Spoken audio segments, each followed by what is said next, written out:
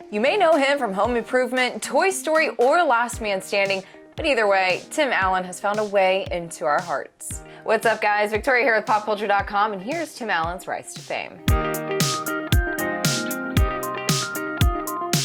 Born in Denver, Colorado in 1953, he was one of 6 children. Now, while he had a strong bond with both of his parents, his father was killed when he was just 11 years old. His mom then moved the family to Detroit, Michigan, where he eventually would call home. Early on, Tim knew he had a passion for comedy. However, when he went to college at Central Michigan University, later transferring to Western Michigan University, he started dealing drugs.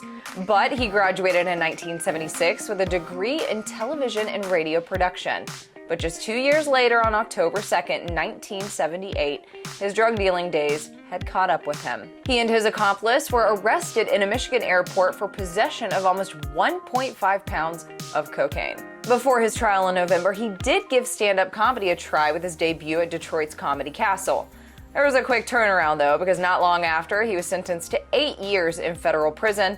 However, he only served 28 months at Sandstone Federal Correctional Institution. Don't think that time was wasted, though. He used it to practice his comedy, and you bet your bottom dollar when he got out, he was a regular at the Comedy Castle.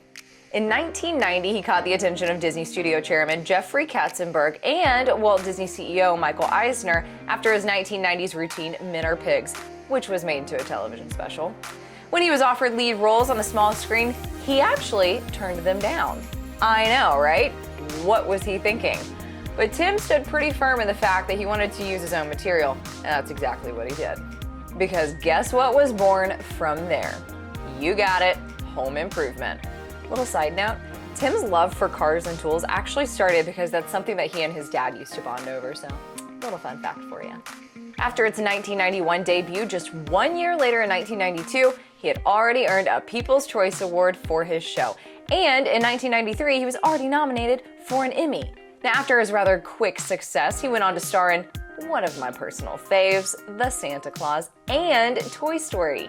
1994 was a big year for him because he had 3 number ones all at the same time: a book, a show, and a movie. After that, Tim was pretty unstoppable. He was honored with a Golden Globe Award, and he wrote another book, but in 1997, he hit a little bump in the road with a DUI charge that forced him to do some time in rehab. But that's okay. He learned his lesson, and guess what? He still had success in Hollywood.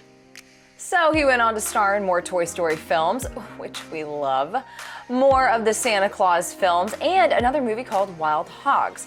He even stepped into the director's chair in 2010 for the film Crazy on the Outside. More recently, he starred in the hit sitcom Last Man Standing and made quite the impression because after they were canceled by ABC, Fox scooped them right up. People just loved this guy. For more on Tim and your other favorite celebrities, make sure you keep it right here at PopCulture.com.